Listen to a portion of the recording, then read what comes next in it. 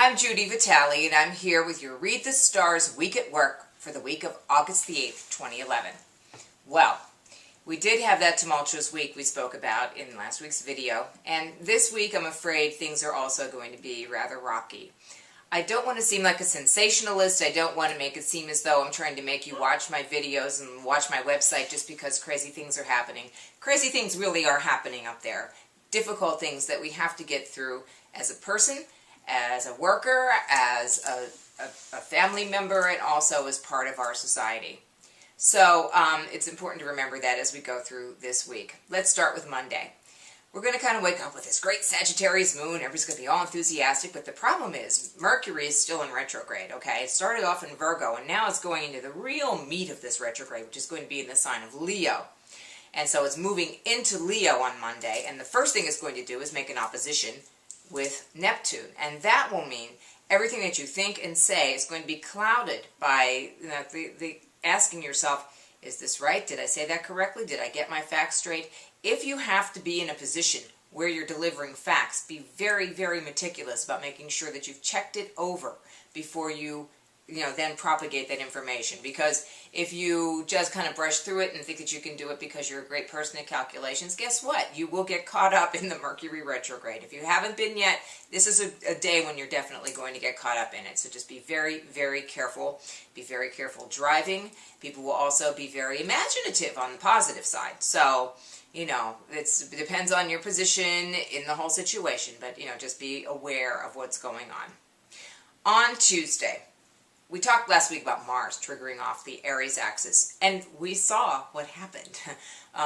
We had reality come home to show that even though we were trying to sweep certain things about the state of our economy and the state of our nation under the rug, they came and crawling right back out from under there anyhow. So we had the crash in the stock market last week, and I would expect that on Tuesday there could be some things that happen again along those lines.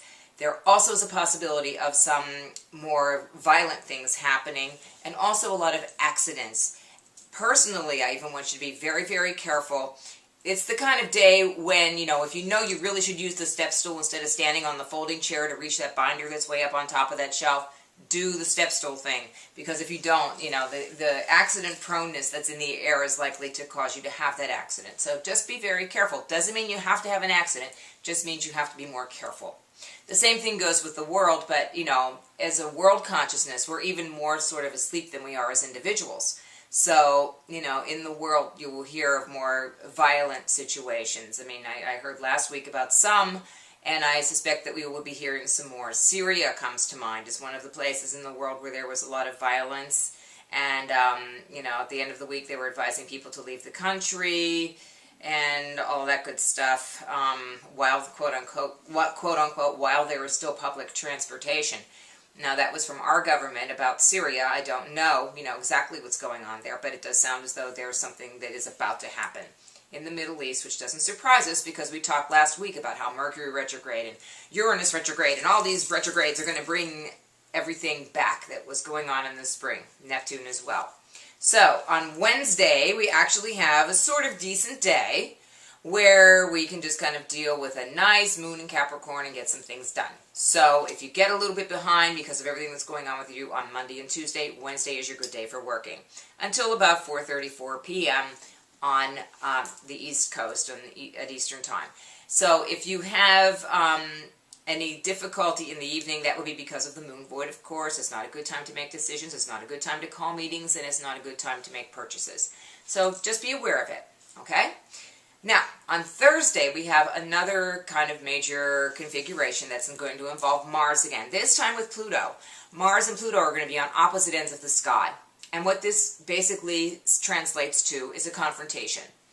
One side of the confrontation is going to be very ruthless, very agitated, and very strong, and that'll be the Mars part. The other side is also going to be very strong, very steadfast, but a lot longer lasting. So if you think, gee, I really told that person off, guess what? In about 2 weeks from now, that person may be able to come back and get you in a way that you didn't even suspect. So always keep your game at least 3 or 4 moves ahead of what you're doing at any given moment, especially on Thursday, because there is that tendency to think that I got one over on them, they'll never get me back. Well, when Pluto is involved, you better hope that you're the one that's on the Pluto side of things, but you'll be able to figure that out in your own life. All of these things are in your daily horoscopes, and I will keep, emphasizing what it means for your sign, what areas of life you can look for these things to manifest in your sign. Friday, another half-decent day for working. The moon will be in Aquarius. People will be a little bit cooler, more detached. They will also be benefiting in the evening from the influence of good old happy Jupiter. So good times, on Friday night. And you also are going to be leading into the full moon in Aquarius, which is coming on Saturday. And when we have the full moon, everybody gets like a little emotional. We're all water, right? And look what the moon does to the tides. Well, it does that inside of our bodies too. And so in a chemical sense and also just in an emotional sense, we vibrate to the moon cycles. And, when it's about to come full, people get very agitated. They will talk about whatever it is that they feel that they have to deal with. We will have information about the full moon for you and also about a sign-to-sign analysis of what it's going to do for you. So, basically this whole theme of this week is to build up towards something. And if there are some things that make you take a few steps back, it's okay. It really means that those things need to be corrected so that you can go forward from there. Sunday, I would recommend, if you're not at work, to just rest, relax, and kind of process everything. The moon will go into Pisces. Everybody will be kind of dreamy.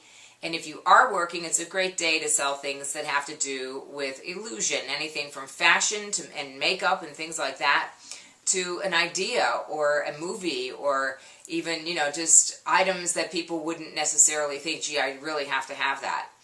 So, with the moon in Pisces, people are also a little bit more emotional, and you might feel that way too.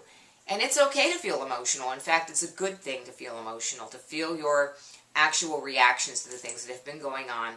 It is a pretty big week. Again, I don't want to sound like, some kind of tabloid newspaper or something and try to entice you to watch my website and read my articles, but, this really is a difficult time, and I hope that you'll keep coming back to read the stars in order to get the kind of information that you need to deal with it with the greatest consciousness and responsibility that you can bring forth within yourself.